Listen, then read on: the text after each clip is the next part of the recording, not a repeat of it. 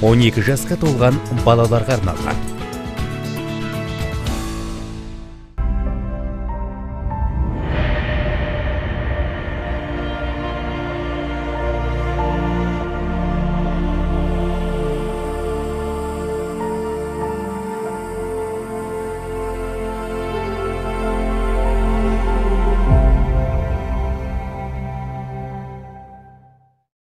Армысыздар, қадірлі қазақ елі, эфирде жаныңызды жадыратар, жансусар хабары және мен Жұлдыз Бейсек. Бүгін бізде қонақта айтыскер ақын, Шерхан Мұртаза атындағы руханият және тарихтану орталығының кіші ғылыми қызметкері Дидар Аббасов. Қош келдіңіз. Қош көрдік. Көңіл күйіңіз, денсаулығыңыз? Жақсы, рахмет. Сұхбатқа дайынсыз ғой? Тамаша. Ендеше сұхбатымызды бастайық. Мендегі өнер ақындық өнер, қазақи дәстүрлі айтыс өнері. Оның ерекшелігі тек қазаққа ғана тән ұғым екенінде. Ол заманалар сүрлеуінен қазақпен бірге шыңдала өтіп кемелденген өнер депсіз. Айтыс өнері жайлы осы сөзіңізден ақ айтысқа деген махаббатыңыз көрініп тұр. Бойда жанған сол үміт оты туралы айтып берсеңіз.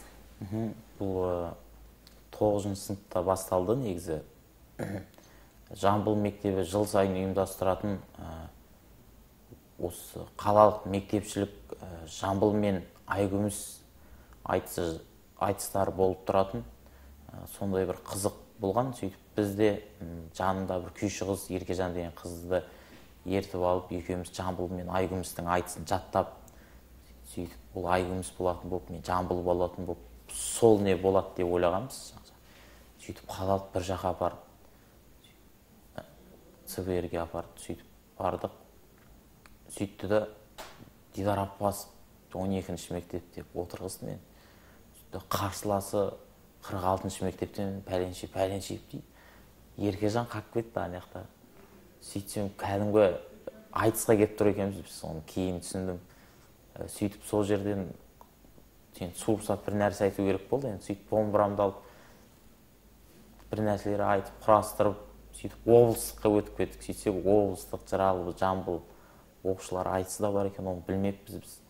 Сөйтіп облыс сол қалалықтан 2-ші орын алып, Еркежан да өтті ол жерге 3-ші орынмен. Сөйтіп екеуміз де облыстыққа барып, сөйтіп облыста жеңіліп, кейін басқаша түсініп, басқаша дайындық керек екенін түсініп, сөйтіп облыстықта да қатысып, сөйтіп ары қарай республикалығына барып, сол жақтан бас жүлде алған жағдайымыз бар еді, Ұзынағашта 2014 жылы. Оқушылар айтысында мақтанатын жағдай көп енді. Ең бірінші бізде облыстық оқушылар айтысында облыстағы оқушыларды баптап жүрген Есет Досал ағамызға мың рахмет. Ол кісіден тікелей ұстазымыз, өнердегі әкеміз десек те болады. Сол кісі ең басында қалалықтан облыстықта орын алмаған кезде Аликбек Мұсаев ағамыз айтып, Есет, сен қалада жүрсің ғой, ақын деген тек қана ауылдан шығады деп, не үшін айтады елдің бәрі, қаладан да ақын шығар деп. Сөйтіп сол Есет аға сол кезден бастап хабарласып, бір-біріміздің нөмірін алып, өзінің қамқорлығын алып, сөйтіп айтысты бастап кеткен жағдайымыз бар. Сол жылдары өте қызық болды. 2012 жылы республикалық оқушылар айтысында Айым Көшербай деген шудың қызы бас жүлде алды 2012 жылы. 2013 жылы ол айтыс олимпиадамен қатар келіп өтпей қалды. Оқушылар олимпиада. Сөйтіп 2014 жылы республикалық оқушылар айтысында мен алдым бас жүлдені. Сөйтіп 2015 жылы Шалқар Кеңесбек деген Байзақтың ақыны бар еді.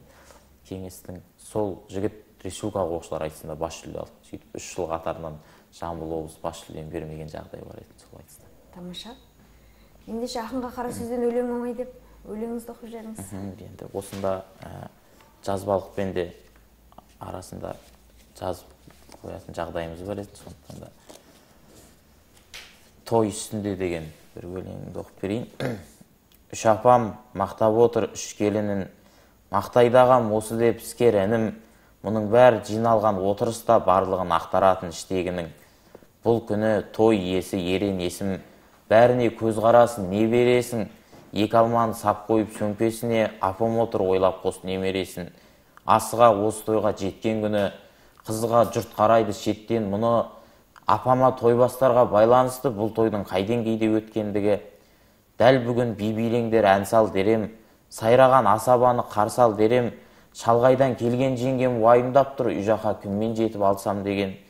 Жүреді бірін танып ағай, тілекке тағы көрші жарымадай. Таяқ ұстап атамыз қайтып барады, шама жоқ деп отырар ары қарай. Тамаққа тойып жүрер аш адамың, күліп ойнап деп тойда жасарамын. Той біткені қалауы асабаның, бітпегені қалауы мас ағаның. Бәрекелді. Жұп болсын. Тағы осы туған жеріміз, енді кез келген ақынның қоржынында туған жерге деген өлеңдер бар шығар, сондықтан туған жер туралы өлең болсын. Жұрт қызығар, Қаратау биігеді, құшағына шақырар жиі мені, жел тұрғанда сәлем сап сәмбі талдар жаңа түскен келіндей иіледі. Ерке талас қырғыздың сыйым еді, нәр алуға тірі жан үйіреді. Көктем келсе боянып, ажарланып, сұлу тарас қайтадан киінеді. Жол бойында күндіздеп қызынып бір, солдаттай боп ағаштар тізіліп тұр. Таластың көркіменен таласам деп аса шіркін майысып сызылып тұр. Таулар әні түйенің өркешіндей, әрқайсысы бір үйдің еркесіндей. Бәйшешекті жамылып жердің жүзі секілді махаббаттың көрпесіндей. Айша бибі, Қарахан күмбездері, махаббаттың сәулесін күндіздеді.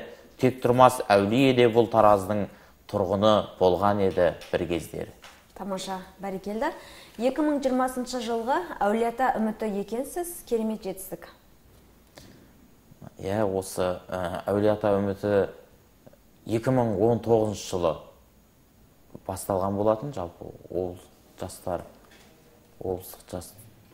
жастар орталығы, Серікбол Берікқожа ағамызға мың рахмет. Осыны ұйымдастырып жатқан 30 жасқа дейінгі жастарға берілетін сыйлық. Соны ең алғаш 2019 жылы болды. Газеттен оқыдым, ең бірінші осындай құжаттар жинау керек екен. Сөйтіп Есет ағамызға хабарласып, аға осындай болып жатыр екен. Дидар, құжаттарыңды өткізсең болады, осы әр номинация бойынша бір-ақ айтыскер алады. Үздік жас айтыскерге қатыссаң болады деді. Сөйтіп жинап жүріп бір күні Нұрлыбек Құрманов деген ағам бар. Сол да жинап жатқан естідім, көрдім, жақын бауырымыз. Сөйтіп сол жыл бірден құжат жинауды доғардым мен. Сол кісі алсын деп, өйткені ол кісінің жасы келіп қалған болатын сол жасқа. 2019 жылы ол кісі алып, ол кісінің қасында болып қуанып, сол кісімен бірге. Сөйтіп 2020 жылы өзімізге бұйырды осы сыйлық. Тамаша, шабыттандырған шығар. Аха. Әулиеата үміті болу деген жалпы адам берілген сыйлықты өзінде бір еңбек үшін берді деп айта алмаймын. Ол ақынға деген, жалпы шығармашылық адамға деген артқан одан сайын ауыр жүк деп ойлаймын. Дұрыс айтасыз. 9-шы сыныптан бастап жаңада өзіңіз айтып отырсыз, айтыс аламанына түсіп келесіз. Қарсыласыңыздан оңбай жеңілген кезіңіз болды ма? Енді оңбай жеңілген кез емес. Оны ешқандай айтыскер айтпайтын шығар, ішіне біліп тұрса да. Бірақ енді кейде бір айтыс болғаннан кейін әртүрлі жағдайлар әсер етеді. Құдай өзі бұйыртып тұрса аласың, айтыста бас жүлде. Бұйырмай тұрса жүлде алмайсың. Бірақ бір түсінгенім дайындыққа байланысты. Дайындығың өте мықты болып, қаншама күн ұйқыңды ұрлап дайындалсаң, өзі жүлде бұйырады екен. Өзім осы айтысқа келгеннен бері түсінген. Бірақ жеңілген де кездері болды, жеңген де кездері болды. Бірақ енді осы айтыста мен жолым болып кетті деген айтыскер ақынды естімеппін мен. Өйткені айтыста жол болу деген бірең сараң шығар. Көбінесе дайындалып келген ақындар алады негізі жүлдені. Бәрекелді, сөз таппай қалған кезіңіз болды ма? Қарсыласыңызға. Ондай кездер болмады ау. Тамаша, айтыскер ақын болу деген сөз халықтың мұң мұқтажын айтады ғой. Сол тұрғыдан өзіңізге қандай баға бересіз? Енді айтыскер ақын әрқашанда дайындықта жүру керек, шабыттанып жүру керек деп ойлаймын. Шығармашылық адамдар айтады ғой. Шығармашылық адам велосипед айдап жатқан адам сияқты, педаль баспасаң құлап түседі деп. сол секілді әрқашанда дайындықта болу керек. Енді ақынның дайындығы біріншіден кітап деп ойлаймын. Кітапты көп оқыған адам, дайындықта жүрген адам, ақын әрқашанда өзінің алға қойған арманына, мақсатына жетеді деген мол сенім бар. Бәрекелді. 2018 жылғы Жайдарман ойынының үздік ойыншысы болыпсыз. Демек, КВН-ге де қатысасыз ғой? Оны былай айтсақ болады. Студент шақтағы қызықты сәт деп алсақ болады. Осы Тарым Пиға бірінші курсқа түскенімде, ол кезде институт етін, сол кезде екінші курсында облыстық жастар айтысы болған етін. Мен ол кезде ақылы білім бөлімінде оқитын, ақы төлеп. Сөйтіп екінші курста айтыс болып, сол айтыстан бірінші орын алып, біздің ол кезде ректор Дария Қожамжарова әпкеміз етін. Сол кісі маған ректорлық грант берген етін, 1 жылдық грант. Енді ол жерде екінші курста бас жүлде алып тұрсың, ректордың өзі мақтап қолыңды алып тұр. Бірақ мен екінші курсқа дейін қатты оқыдым деп айта аламын кәдімгідей. Сөйтіп енді грант қалтада деп ойлап, енді шынымды айтсам, сәл енді еркелікке салынып, балалыққа салынып, сәл білімнен сәл алыстаған жағдайым бар сол кезде. Енді студент болғаннан кейін сөйтіп әр нәрсеге әуестенесің. Сол кезде Жайдармандағы достарым шықты алдымнан, осылай Жайдарман деген болады, КВН деген болады, соған ойнап, істеп, жарайды деп сөйтіп сол жерде Раянұр деген команда бар етін, солармен бірге ойнап, 2018 жыл үздік ойыншы болып, 2019 жылы республикалық Әулие-Ата лигасында чемпион болған жағдайымыз бар. Керемет. Ақынға қара сөзден өлең оңай деп, табан астында осында бізге жырдан шашу шашып берсеңіз.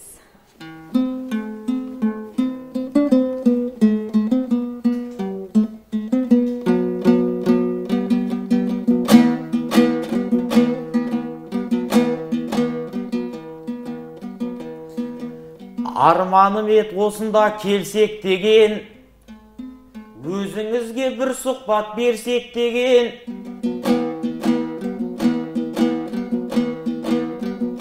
Рухани байып қайтасың деп айтып ет, сұхбаттасаң жұлдыз әпкең бейсекпенен. Жамбыл ТВ телеарнасына мың рахмет, ақындарға бөлшектеген. Өлшеулі мынау енді өміріңде, жарты сағатын дидарға бөлшеп берген.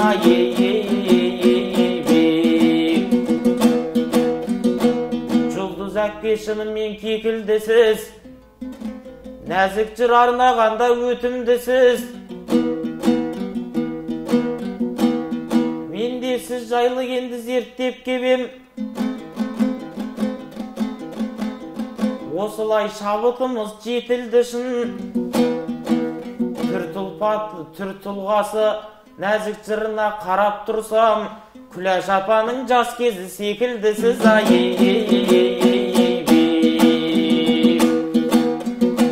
Домбырамды ендеше қолға алайын,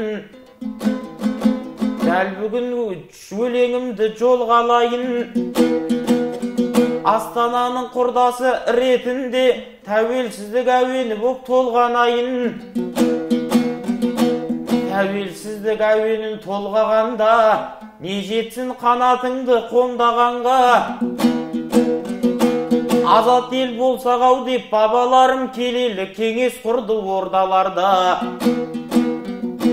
70 жыл жүргеніміз қандай қиын, кеңестік жүйе менен алдағанда. Тәуелсіздік еліме жетті ақыры, қанатын басшыларым қомдағанға. Сондықтан тыныштық деп ата алатын, алтынның қадірін біл, қолда барда бай.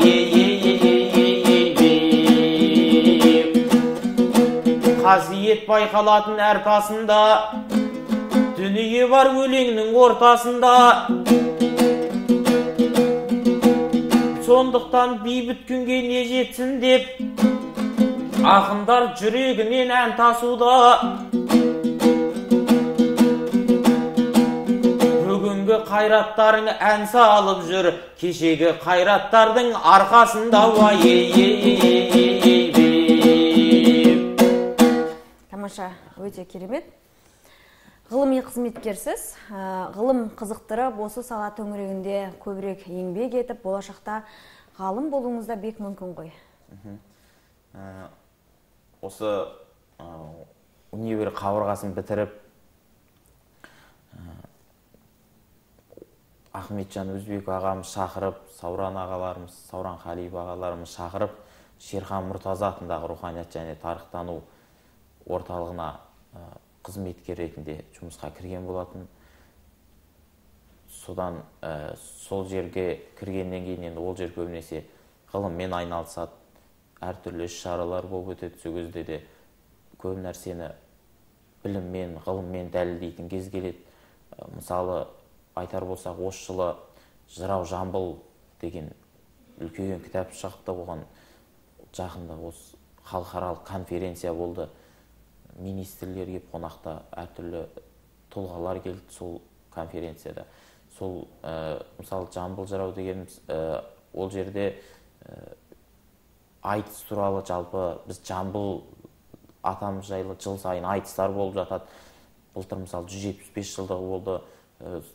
Жамбылды жырлап жатырмыз. Бірақ ол кісіні қарап тұрсам, өнегесі әлі де айтылмаған жырлары өте көп екен. Мысалы, Қырғыз жерінде Жамбыл атамыз көп болған. Мысалы, сол жерде Қырғыздың жерінде Жамбыл, Таласта, Бишкек жерлерінде, Баткен жақтарда көп болғандықтан ол кісінің сол жақта қалған мұралары, дүниелері, мысалы, сол жақтың біздің қырғыз бауыр еліміздің сол мұражайларында, кітапханаларында, архивтерінде көп болып келеді. Сондықтан да сол нәрселермен қатты қызықтырды. Сөйтіп, сол Ахметжан аға бастап, енді Ахметжан ағаның еңбегі өте орасан зор деп ойлаймын бұл кітаптың ішінде. Енді бұл зерттеулі жұмыстар жалпы мені ары қарай шабыттандырды. Сондықтан да бізде болашақта осы Ахметжан, Сауран ағаларымыз секілді осы Жамбылдың мұраларын зерттесек деп отырмыз. Бір жағынан жаңағы айтады ғой, ізденген адамға жол ашыла береді дейді. Мысалы, сол нәрсеге өзім көзім жетті. Өйткені біз бұға дейін қырғыз елімен көп араласа бермейтінбіз. Енді осы кітаптың арқасында осы қырғыз жерінде, Таласта, осы Азиз деген бауырларымыз бар, ағаларымыз бар. Біздің сол кісілермен бірге қарым-қатынас жасап, біз оларға қонаққа барып, олар бізге қонаққа келіп, екі жақтың рухани дүниелерін, кешегі Жамбыл мен Тоқтауыл ұқсап, Мұхтар мен Шыңғыс Айтматов ағаларымыз секілді осы екі жақтың, осы қырғыз-қазақ бір туғанын білдіртіп, екі жақтың ынтымақтастығын, достығын artırып жатқан жағдайымыз бар. Сондықтан да қазақ айтысы аман болса, осы қазақ-қырғыз елдері аман болса, әлі алдағы уақытта жоспарлаған көптеген дүниелер бар, соларды іске асырсақ деген ойдамыз. Тамаша. Кіммен айтыссам деп армандайсыз? Енді кіммен айтысқанда, кез келген қарсыласпен айтысқан жақсы ғой негізі. Мысалы, айтыста мен бұрын кішкентай кезімде сөйтіп ойлайтынмын, анаумен айтыссам екен, мынаумен онымен айтыс шықпай қалуы да мүмкін да, мысалы. Сол жағында ойлайсың да. Бір мықты, мысалы, алдында Ринат Зайытов отырып, Ринат Зайытовпен айтысамын деп айтысқа шығып, мысалы, екеумізден айтыс шықпай қалуы мүмкін. Одан қасы сол секілді, мысалы, әртүрлі айтыскерлер бар енді. Сол халықтың арасында жүрген сол енді Ринат Зайытов, Дидар Хамиев, өзім аттас ағам, жас кезімнен сол кісіге қатты еліктеп өстім. Сол кісімен де айтыссам деген ойлар бар. Құдай көре жатар енді, алдағы уақытта көреміз, не болатынын ізденіп жатсақ мүмкін. Солармен де бір сахнада шығып айтысып қалармыз. Тамаша. Сұхбатымыздың жалғасын қайым айтыспен жалғасақ. Айтысып көрмесем де сахнада, қайымдассам маған мін тағылама.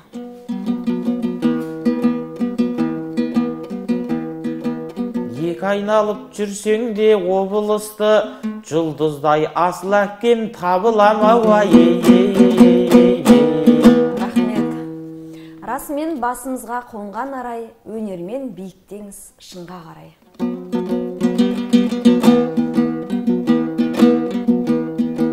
Сізде өсе беріңіз жұлдыз әпке, дұшпандарыңыз жүрсе екен мін таба алмай.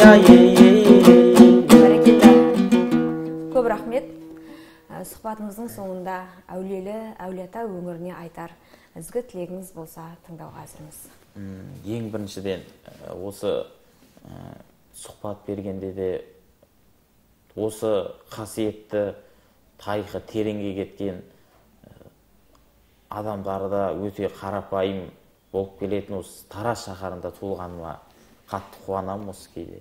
Сондықтан да осы Тараз жұртшылығы, Тараздың жастары, облыстың жастары, Жамбыл атамыздың атындағы облыс болғаннан кейін алға қарай дами берсін. Ең бастысы халқымыз бірліктен ажырамасын, татулығымыз арта берсін.